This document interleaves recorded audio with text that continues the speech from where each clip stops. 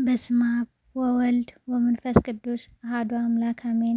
ስንክሳር ዘወርኀ መጋቢት 5 አባ ሰሪባሞን። አንድ አምላክ በሆነ በአብ በወልድ በመንፈስ ቅዱስ ስም መጋቢት 5 በዚች ቀን በአስቄጥስ ገዳም በአባ ዮሐንስ ደብር አበምኔት የነበረው ክቡር ቅዱስ መናኝና ገድለኛ አባት አባ ሰሪባሞን አረፈ።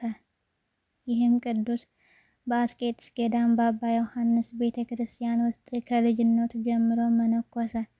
ቅዱሳን አረጋውያንም እያገለለና 32 ዓመት ያህል ብዙ ተጋድሎን እየተጋደለ ኖረ። ከዚህም በኋላ በዚሁ በአባ ዮሐንስ ገዳም አበምኔት ሆኖ ተሾመ። የተጋድሎውን ስራ ባበዛ ከመነኮሰበት ጊዜ ጀምሮ እስካረፈበት ጊዜ ድረስ ሁል ጊዜ ይጸልይና ይጾም ይተጋም ነበር። በካህናት አለቃ ሹመት 20 ዓመት ከኖረ በኋላ በቤተ ክርስቲያን ውስጥ ራሱን እስረኛ አደረገ። እኒህም 15 ዓመታት ስትፈጸሙ ከሰው ማንንም አላየም። በእኒህም በ15 ዓመታት ከቅዳሜና ከእሁድ ሰንበት በቀር አይበላም አይጠጣም ነበር። እረፍቱም በቀረበ ጊዜ የእግዚአብሔር መልአክ በሕልም ታየው። ይህን መስቀል ያዝ ብሎ የእሳት መስቀልን ሰጠው። ቅዱሱም እሳትን መያዝ እንዴት ይቻለኛል ብሎ መለሰለት። መልአኩም አትፍራ፣ ክብር ምስጋና ይግባውና ጌታችን ኢየሱስ ክርስቶስ በአንተ ላይ ለእሳት ስልጣንን አልሰጣትም ብሎ መለሰለት። የጸናች እጁንም ዘርግቶ ያንን መስቀል ከመልአኩ እጅ ተቀበለ።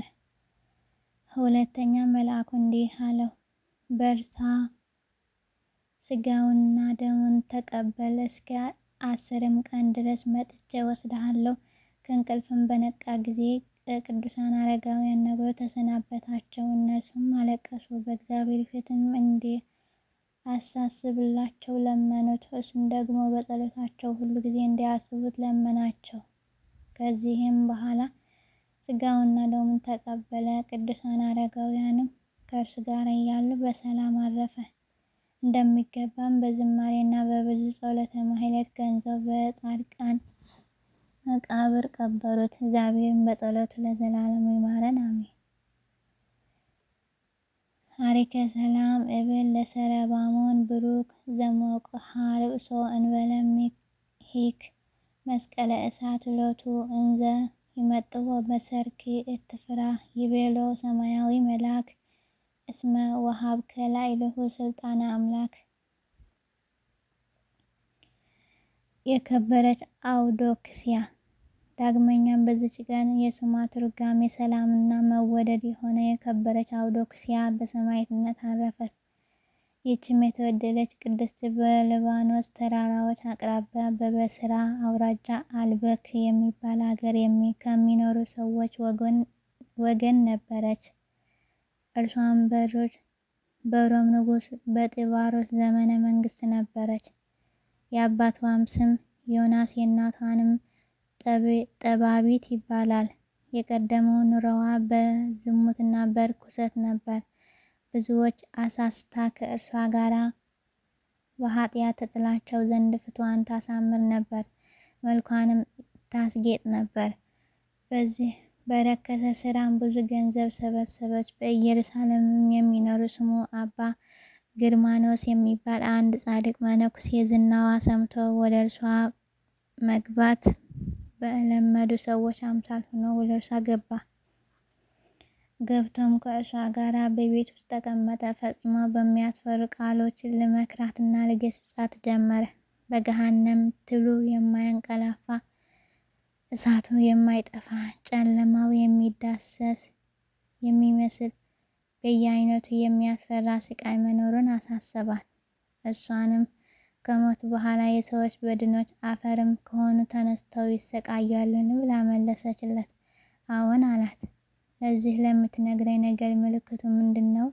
እግዚአብሔር ለሙሴ በሰጠው ኦሪት አልተጻፈ? አባቶቻችንም ይህን አላመኑም አላቸው።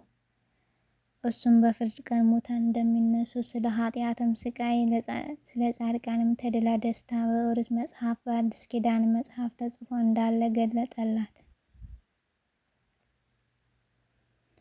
ትምህርቱና ተግሳጹ በልቧ አደረ። በፍርድ ቀን ሙታን እንደሚነሱ አመነች። እንዲሁም አለችው፣ ከዚህ ከረከሰ ስራ ቢመለስ እግዚአብሔር ይቀበለኛልን? አባ ገርማኖስም ወደ ዓለም እንደመጣና ተሰቅሎ ደሙን በማፍሰስ ኃጢአታችን እንዳራቀልን በክብር ባለቤት በጌታችን ኢየሱስ ክርስቶስ ካመንሽ ስለዚህ የነጻችና የጸናች የንስሐን ይሆንልሻል። የክርስትና ጥምቀትን ተጠመቂ፣ እግዚአብሔርም ይቀበልልሻል። አስቀድመሽ ከሰራሽው ኃጢአት ምን አያሳስብሽም። ከእናትሽ ማኅፀን እንደተወለድሽበት ቀን ትሆኛለሽ እንጂ። የክብር ባለቤት የጌታችን ኢየሱስ ክርስቶስ የቀናች ሃይማኖት ደጅም ይከፈቱልሻል አላት። ያን ጊዜም የክርስትና ጥምቀት ያጠምቃት ዘንድ ለመነችው። እርሱም ወደ በአልበክ ከተማ ኤጲስቆጶስ ወስዶ አደረሳት። እርሷም በኤጲስቆጶስ ፊት በልዩ ሶስት በመድኃኒታችን የክርስቶስ ሰው በመሆኑና ሞቱ በመነሳቱ አመነች። ኤጲስቆጶስም ተነስቶ በውሃ ላይ ጸልዮ አጠመቃት። እግዚአብሔርም ዓይነ ልቦናዋን ገልጦላት ብሩህ መልአክ ወደ ውሃው ሲስባት፣ ሌሎች መላእክትም ስለ እሷ ፈጽሞ ደስ ሲላቸው ተመለከተች። ከዚህም በኋላ ገጻቸው የሚያስደነግጥ ጥቁራቸውንም አየች። ከእሳቸውም አንዱ መልኩ የከፋ ሲጎትታት፣ እርሱም በእርሷ ላይ ይቆጣ ነበር። ይህንም ራእይ ባየች ጊዜ የክርስትና ሃይማኖት ፍቅር በልቧ ተጨመረ። ኃጢአት በመስራት የሰበሰበችው ገንዘቧን ሁሉ ለድሆችና ለችግረኞች ሰጠች። ከደናግል ገዳማትም ወደ አንዱ ገዳም ገብታ የምንኩስና ልብስ ለብሳ ፍጹም የሆነ ታላቅ ተጋድሎን ተጋደለች። ከአጋንንትም ጋር ተዋጋች። ሰይጣንም አስቀድሞ ከእሷ ጋር ሲያመነዝሩ ከነበሩ በአንዱ ሰው ልብ አድሮ ወደ መኮንኑ ሄዶ ነገር ሰራባት። መኮንኑም ወደ እርሱ እንዲያቀርባት አዘዘ። በደረሰችም ጊዜ ከደጅ ቆመች። በሞተው በመኮንኑ ልጅ ላይ ታላቅ ጩኸትና ለቅሶ አየች። ገብታም ክብር ይግባውና ወደ ጌታችን ኢየሱስ ክርስቶስ በመጸለይ ማለደች። የሞተውንም አገር ገዢውን ልጅ ከሞት አስነሳችው። መኮንኑም ይህን ድንቅ ተአምር ባየ ጊዜ እጅግ አደነቀ። ክብር ይግባውና በጌታችን ኢየሱስ ክርስቶስም በእርሷ ምክንያት ፍጹም የጸና እምነት አመነ። ከእሱም በኋላ ስለ እሱ ስሙ ዲዮጌኖስ የሚባል ሌላ አገረ ገዢ ተሾመ። የዚችም ድንግል ዝናዋን ሰምቶ ወደ እርሱ አስመጣት። እሷንም በአደባባይ ውስጥ አንድ ዓይኗን የሆነ ጎልማሳ አየች። የጸለየችና በመስቀል ምልክት በዓይኑ ላይ አማተበች። ያን ጊዜም ዓይኑን ተገልጦ አየ። ያደረገችውን ይህን ድንቅ ስራ አይቶ ድንግሊቱን ወደ ቦታዋ መለሳት። ከእርሱም በኋላ ደግሞ ሌላ ስሙ በከኔቶስ የሚባል አገረ ገዢ ተሾመ። እርሱም ዝናዋን ሰምቶ ይህች ቅድስት አውዶክስያን ወደ እርሱ አስመጧት። ሊያሰቃያት ፈለጎ። እርሷን ክብር ይግባውና ጌታችን ኢየሱስ ክርስቶስም ዕድሏን ከሰማዕታት ጋር ይሰጣት ዘንድ ለመነችው። እግዚአብሔርም ልመናዋን ተቀበለ። ራሷን በሰይፍ እንዲቆርጡ መኮንኑ አዘዘ። በመንግስተ ሰማያትም የሰማዕትነት አክሊል ተቀበለች። ጸሎቷና በረከቷ ለዘላለም ከኛ ጋር ይኑር አሜን። አሪከ ሰላም ለአውዶክስያ ከመትፍ ትፍዲ ፍዳ በመጥባሕቲ በልህ እስከ መተሩ ክሳዳ እስመተሊ ወጥ ጽድቅ አብደረት ወሃዲግ እኩይ ልማዳ ጸረት ለተጠምቆ ሀበ ቀላዬ ማያውርዳ እንዘይስ ህባ መልአክ ቀውሞ በአውዳ ሰላም ለአባ ግርማኖስ እንተ ሰረቀ ምእዛሩ በኢየሩሳሌም ሀገሩ ለዚህ ጻድቅ ዘሰናይ ምግባሩ ሶበ መልአክ በአምሳለ ማይ በአማእትብሃ ነገሩ ልባ አውዶክስያ ተመይጠ እምእኩይ ግብሩ። አቡነ ገብረ መንፈስ ቅዱስ። በዚችን ቀን ተአምራቱና ትሩፋቱ እንደ ሰማይ ከዋክብት የበዛ የእግዚአብሔር ማደሪያ የሆነ ቅዱስ አባት ተጋዳላይ አባ ገብረ መንፈስ ቅዱስ የዕረፍቱ ቀን መታሰቢያ ሆነ። ይህም ቅዱስ አባት በተወለደባት ቀን ድንቅ የሆነ ስራን ሰራ። ተነስቶ ከእናቱ እቅፍ ወርዶ ከጨለማ ወደ ብርሃን ላወጣኸኝ ለአብ ለወልድ ለመንፈስ ቅዱስ ምስጋና ይሁን እያለ ለሥላሴ ሰግዷልና ምስጋናም አቅርበዋልና። ሕፃኑም 3 ዓመት በሆነው ጊዜ የእግዚአብሔር መልእክተኛ ቅዱስ ገብርኤል ወርዶ ሕፃኑን ከእናቱን እቅፍ አንስቶ ብዙ ባህታውያን ወዳሉበት ገዳም ወስዶ በእጁ አኖረው። ወደ አበምኔቱም ወደ አባ ዘመደ ብርሃንም ገብቶ ስለ ሕፃኑ እግዚአብሔር ያዘዘውን ሁሉ ነገረው። በዚያን ጊዜ ነገሩ እውነት እንደሆነ ይረዳ ዘንድ አባ ዘመደ ብርሃን ተነስቶ ወደ ደጅ ወጣ። መልአኩም እንደነገረው ሕፃኑን ከበር ተቀምጦ ፈገግታም ተሞልቶ አገኘ። እጅግም ደስ ብሎት ለእግዚአብሔር ሰገደ። ሕፃኑም አንስቶ ሳመው፣ ታቅፎም ወደ በዓቱ አስገባው። በፍቅር በስነ ስርዓት አሳደገው። የዳዊት መዝሙርና ቤተ ክርስቲያን የምትቀበላቸውን መጽሐፍት ሁሉ ብሉይና ሐዲስን አስተማረው። ከዚያም በኋላ ክህነት ይሰጠው ዘንድ ስሙ አብርሃም ወደሚባል ጳጳስ ወሰደው። ጳጳሱን ባየው ጊዜ ደስ አለው። የድቁና ማዕረግም ሾመው። እንደ ቀዳሜ ሰማዕት የእስጢፋኖስም ጸጋና ሞገስ የተመላ ሆነ። ከጥቂት ቀኖች በኋላም በጌታችን ትእዛዝ ቅስና ተቀበለ። በጾምና በጸሎት በስግደትም በብዙ ትጋትም እየተጋደለ በበረሃ ውስጥ ብቻውን ኖረ። በበረሃም ብዙ ዘመናት ስኖር ነፍሱንም ነፍሴ ሆይ እወቂ፣ በእግዚአብሔር ፊት ራቁትሽን ትቆሚ ዘንድ እንዳለሽ እንግዲህስ ጽኚ፣ በርቺ፣ ታገሺ ይላት ነበር። ቆዳውን ከአጥንቱ እስኪጣበቅ ያለ መብልና ያለ መጠጥ በእንዲህ ያለ ግብር በገድል ተጠምዶ ኖረ። ከእጽዋትና ፍሬዎችም ወይም ከእንጨት ስሮች አልተመገበምና ለስጋውም የሚጠቅም ምንም ምክንያት አልፈለገም። ከብዙ ዘመናት በኋላም ለአባታችን ለገብረ መንፈስ ቅዱስ እግዚአብሔር እንዲህ አለው። ከእንግዲህ በዓለም ካሉ ሰዎች ከካህናትና ከመነኮሳት ወይም ከምዕመናን ሕዝባውያን እንዳያውቁ አደርግሃለሁ። እንዳንተ ካሉ በቀር አንተ ራስህ ብትፈቅድ እንጂ መላእክትም ይጎበኙሃል። የብርሃን ሰረገላም ይሁንልህ። መድረስ ወደምትሻበት ሁሉ ብረር። እኔም ማየት በፈለግህ ጊዜ ከአባቴን ከመንፈስ ቅዱስ ጋር በሦስትነት ታየኛለህ። አሁንም ወደ ኢትዮጵያ ምድር ሂድ፣ በዚያም ከደይን የምታወጣቸው ነፍሳት አሉ አለው። ከዚህ በኋላ 30 አንበሶች 60 ነብሮች በፊት በኋላ አጅበውት ወደ ኢትዮጵያ ምድር ተጓዘ። የእግዚአብሔር መልእክተኛ ቅዱስ ገብርኤልም ከአንበሶችና ከነብሮች ጋር በነፋስ ሰረገላ አሳፍሮ ይመራው ነበር። ወደ ምድረ ከብድም አደረሰው። ከዚያም ወደ ልዩ ተራራ ወደ ደብረ ዝቋላ ወሰደው። አባታችንም በባህሩ ቆሞ ምስራቁንም ምዕራቡንም ሰሜኑንም ደቡቡንም አራቱ ማዕዘን ተመለከተ። የኢትዮጵያ ሰዎች የሚሰሩት ኃጢአታቸውንም በዓይኖቹ ፊት የተገለጠ ሆኖ አየ። በራሱም ተዘቅዝቆ ተወርውሮ ወደ ባህር ውስጥ ገባ። እሊህም የእጅ ፍጥረቶች የሆኑትን ካልማርሃቸው ከዚህ ባህር እንዳልወጣ በእግሮቼም እንዳልቆም በሕያው ስምህ እምላለሁ እያለ ማለ። እንዲሁም ሆኖ 40 ቀን 40 ሌሊት ኖረ። ስምህ የጠራውን መታሰቢያን ያደረገውን እምርልሃለሁ የሚል ቃል በመልአክ አማካኝነት ወደ አባታችን መጣ። አባታችን መልአኩን መላውን የኢትዮጵያን ሰው ካልማረልኝ ከዚህ ባህር አልወጣም አለው። መልአኩም ከአጠገቡ ሄደ።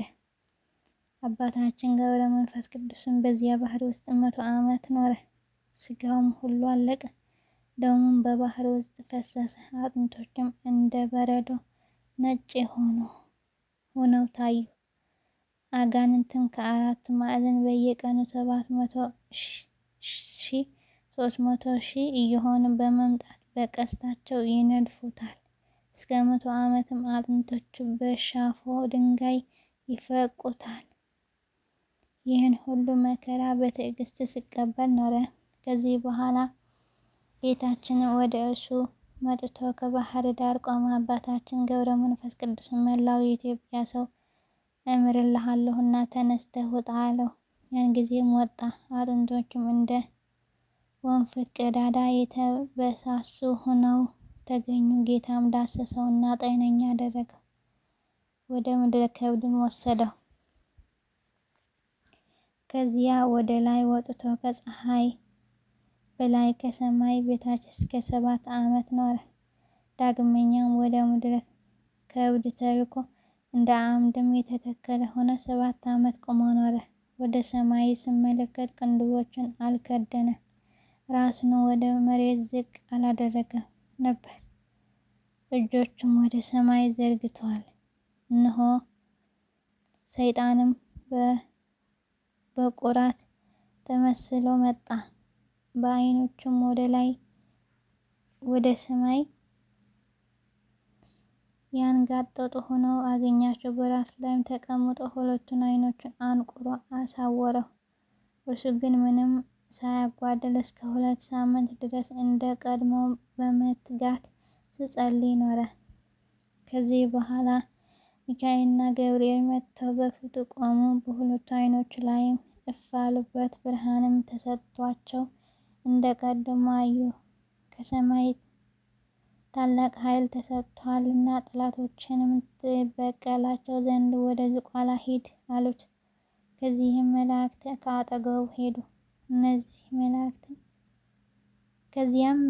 ካጠገቡ ሄዱ።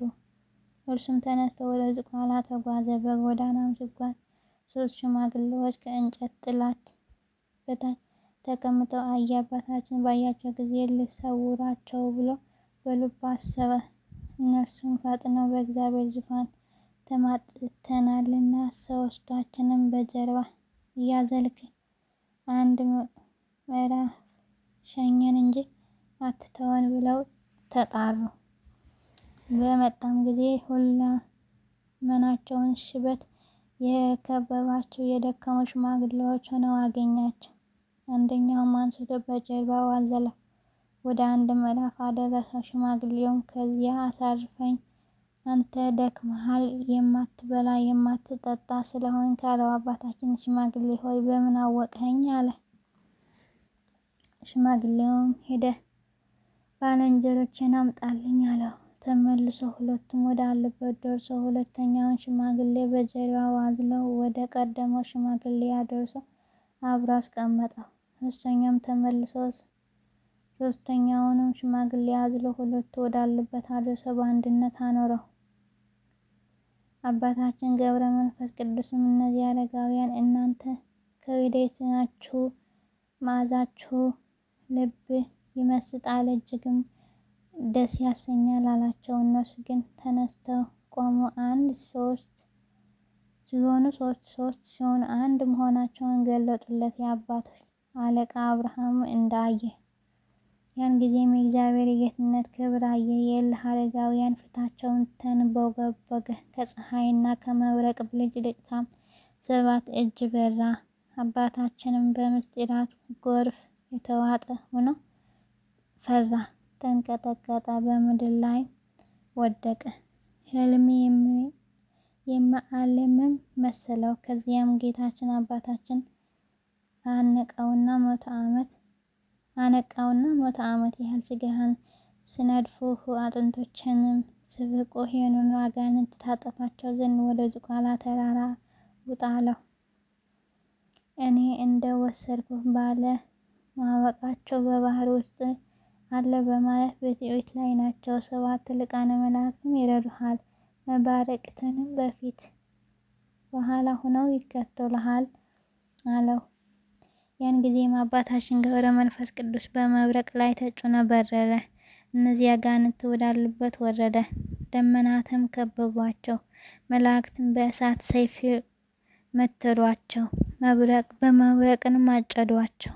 አመድም ሆነው በንፋስ በተኗቸው። የእነዚያም አጋንንት ቁጥራቸው 700,000 እልፍ ከአንድ ሺህ ነበር። ከዚያም በኋላ ጌታ ክርስቶስ የካድ ወዳለበት ወደ ምዕራብ ሀገር ወስደው ነገስታትና መሳፍንቱን መኳንንቱን በሚወጡበትና በሚገቡበት ጎዳና ላይ አቆመው። ጌታችንም በዚች ጎዳና ብዙ መከራ ያገኘሃል፣ ግን በርታ ታገስ ብሎ በዚያ ተወው። በዚያ ጊዜም የአረብ ንጉስ ጣዖታትን አስይዞ መኳንንቱን ሰራዊቱን አስከትሎ በዚያች ጎዳና መጣ። አባታችን ገብረ መንፈስ ቅዱስ በጎዳና ውስጥ በተገናኘው ጊዜ ጣዖታቱን ወድቀው ተሰባበሩ። ንጉሥም አባታችን ባየው ጊዜ አንተ ጠጉር ለባሽ ምንድነህ? ሰው ነህን? አለው። አባታችን አዎን፣ ክብር ያለው የኢየሱስ ክርስቶስ ባሪያው የሆንኩ ሰው ነኝ ብሎ ለከሃዲው ንጉሥ መለሰለት። ንጉሥም ዳግመኛ አባታችን በዚህ አይሁድ በሰቀሉት ታምናለህን? አለው። አባታችንም በሰው ፊት አምንበታለሁ፣ ስለ እኔ በተሰቀለው አላፍርበትም። ስለ እኔ ብቻ የተሰቀለ አይደለም፣ ስለ አንተና ከአንተ ጋር ስላሉትም ነው እንጂ። ንጉሥ ሆይ የዘላለም ሕይወት ታገኛላችሁ፣ እመኑበት አለው። ንጉሥም ይህን ነገር በሰማ ጊዜ ተቆጣ። ሰራዊትም ጠርቶ በፍጥነት እሳትን አነደዱ። ለተሰቀለው ለናዝሬቱ ሰው ባሪያው ነኝ የሚለው ጠጉር ለባሽ ወስዳችሁ ጨምሩት አላቸው። የእሳቱን ነበልባል በረዥም ዛፍ መጠን ከፍ ከፍ እስኪል አነደዱ። አባታችንም ግን ንጉሡንና ሰራዊቱ ሁሉ እያዩት አልፎ በፈቃዱ ወደ እሳቱ ገባ። እሳቱም እንደ ወንዝ ውሃ ሆነ። ሰራዊቱንም እጅግ አደነቁ። እኩሌቶቹም የክብር ባለቤት በሆነ በጌታችን ኢየሱስ ክርስቶስ አመኑ። ንጉሡም ሲያደንቁ ባየ ጊዜ ፈጽሞ ተቆጣ። ከሰባት አርበኞች ጋር በቁጣ ተነስቶ ያደነቁትና ያመኑትን አንገታቸውን ቆረጠ። በዚያችም ቀን የተቆረጡ 40,000 ሆነው ተቆጠሩ። ሰዎች የአባታችን አንገት ሊቆርጡ ሰይፉንም መዘው ተወርውሮ ሄደ። ያን ጊዜም ከመብረቅ ከነጎድጓድ ጋር ታላቅ ንውጽውጽታ ሆነ። ንጉሡም ከሰራዊት ጋር አጠፋ። ከከሃዲ ንጉሥ ጋር የሞቱት ቁጥራቸው 4,000 እልፍ ሆነ። ጌታችንም አባታችን ገብረ መንፈስ ቅዱስን ጠላቶችና የኔን ጠላቶች አጠፋሁልህ አለው። አባታችን ግን በመብረቅ የሞቱትን ሬሳቸውን ነፍሳቸውን መላእክት ጽልመት ወደ ስቃይ ሲወስዷቸው ባየ ጊዜ መድኃኒታችን እኒህ ስሑታን ማርልኝ፣ ሰው ስሑትና ከዳተኛ ነውና፣ አቤቱ አንተ ግን መሐሪና ይቅር ባይ ታጋሽም ነህ አለው። አባታችን ይህን ሲናገር ጌታችን ተሰወረ። አባታችን ገብረ መንፈስ ቅዱስም ከዚያ ሄደ። ታላቅ ገደልም አገኘ። እግሮቹን በገመድ አስሮ በገደሉ ውስጥ ተዘቅዝቆ ተሰቀለ። ሰይጣንም መጥቶ ያችን ገመድ ቆረጣት፣ ወደ ታችም ተወርውሮ ወረደ። ቅዱስ ሚካኤልም ቀድሞ አባታችን ያዘው። በእግርህ ላቁምህ ወይም በራስህ አለው። በራሴ እቆም ዘንድ ተወኝ አለው። ትቶት ሄደ።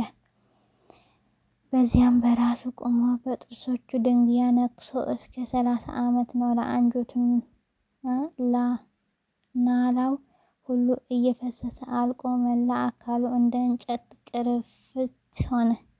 ከ30 ዓመትም በኋላ መድኃኒታችን ኢየሱስ ክርስቶስ በአባታችን ገብረ መንፈስ ቅዱስ እያለ 3 ጊዜ ጠራው።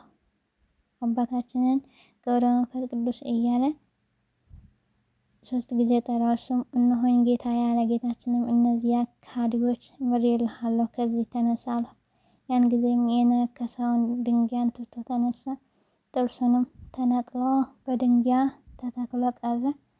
ከንፈሮቹም ተሰጥተውት እየበረረ ከእግዚአብሔር ፊት ደረሰ። ጌታውም ከማርክልኝ ከስጋቸው ጋር አንስተው በመጥመቅ ክርስቲያኖች ይሁኑ ብሎ ለመነው። መድኃኒታችንም በሽተኞች ልትፈውስ፣ ሙታን ልታስነሳ ስልጣን ሰጥቻለሁ። አሁንም የተገደሉትን ሄደህ በመስቀል ምልክት በላያቸው አማትብ፣ ሕይወት መድኃኒት በሆነ ስሜ አስነሳቸው አለ። ያን ጊዜም በድኖቻቸው ወዳሉበት ሄዶ አስነሳቸው። አጥምቆም ክርስቲያኖች አደረጋቸው። ከእርሳቸውም ሄደ። ከዚህ ዓለም የሚለይበት በቀረበ ጊዜ እነሆ የክብር ባለቤት ጌታችን ኢየሱስ ክርስቶስ እነሆ ተገለጠለት። ስሙን ለሚጠራና መታሰቢያውንም ለሚያደርግ እስከ 15 ትውልድ የምሕረት ቃል ኪዳን ሰጠው።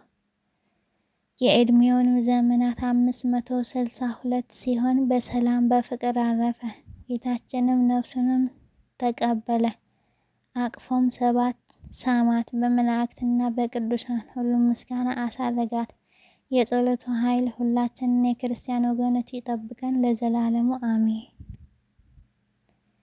አሪከ ሰላም ለከ ገብረ መንፈስ ቅዱስ ረቡኒ ዘአናብስተ ታሰግድ ወአና ምርተ ታገኒ እንዘ ኤታሐስስ መፍቅደ ስጋ ወኤታመክን ተሰስዮ ሳዕር ወተአርዞ ቁጽል ምእንቴኒ አናሄሰይኮ ለዓለም ማሳኒ። መጋቢት 5 ቀን የሚከበሩ የዓመታዊ የቅዱሳን በዓላት፣ አንደኛ አቡነ ገብረ መንፈስ ቅዱስ ጻድቅ አባ ገብረ ሕይወት፣ ሁለተኛ ቅዱስ አባ ሰረባሞን በምድረ ግብጽ ምንኩስናን ካስፋፉ ታላላቅ ቅዱሳን አንዱ፣ ሶስተኛ አባ ገርማኖስ ጻድቅ ሶርያዊ፣ አራተኛ ቅድስት አውዶክስያ ሰማዕት ከከፋ የኃጢአት ሕይወት ተመልሳ ለቅድስና የበቃች እናት፣ አምስተኛ ቅዱሳን ስምዖንና ሚስቱ አቅለስያ የአቡነ ገብረ መንፈስ ቅዱስ ወላጆች። ወርሃዊ በዓላት፣ አንደኛ ቅዱስ ጴጥሮስ ሊቀ ሐዋርያት፣ ሁለተኛ ቅዱስ ጳውሎስ ሐዋርያ፣ ሶስተኛ ቅዱስ ዮሐኒ ኢትዮጵያዊ፣ አራተኛ ቅዱስ አሞን ዜና ሂሶ። ነቢይን በነቢይ ስም የሚቀበል የነቢይን ዋጋ ይወስዳል። ጻድቅን በጻድቅ ስም የሚቀበል የጻድቁን ዋጋ ይወስዳል። ማንም ከእነዚህ ከታናናሾቹ ለአንዱ ቀዝቃዛ ውሃ ብቻ በደቀ መዝሙር ስም የሚያጠጣ እውነት እላችኋለሁ ዋጋውም አይጠፋበትም። ማቴዎስ ወንጌል ምዕራፍ 10 ቁጥር 41። አሜን። ዘአቅረብኩ ማህሌተ አዘክር ያይላፈ መለ ተጸምዱ ከዘልፈ ለላነብቱ አከብ ዘንድት የመጽሐፈን ተረሰይ ከግዚኦ ጸሪቀ ማበልደቱ ኩፈ እምእለ ብኡላን ዘተርፈ ነቢያት ቅዱሳን ሐዋርያት ሰባክያን ሰማዕታት ወጻድቃን ወመላእክት ትጉሃን ደናግል አዱ ወመለኮሳት ሄራን ባርኩ ጉባኤ ዛት መካን እስከ አረጋዊ ልሂቆነ ሱፃን ለዛ ጻፎ በክርስቶስ ወለዛ ጻፎን ዘይደርስ ለዛ አንበቡ ወለዘ ተርጎመ በልሳነ ሐዲስ ወለዘ ሰማ ቃለ በእዝነ መንፈስ በጸሎተ እሙ ማርያም አራቂተ ኩሉም ባይሰሃ ቡራይ መሐረነ ኢየሱስ ክርስቶስ አሜን። ወስብሐት ለእግዚአብሔር ወለወላዲቱ ድንግል ወለመስቀሉ ክቡር። ይቆየን። አሜን። አቡነ ዘበሰማያት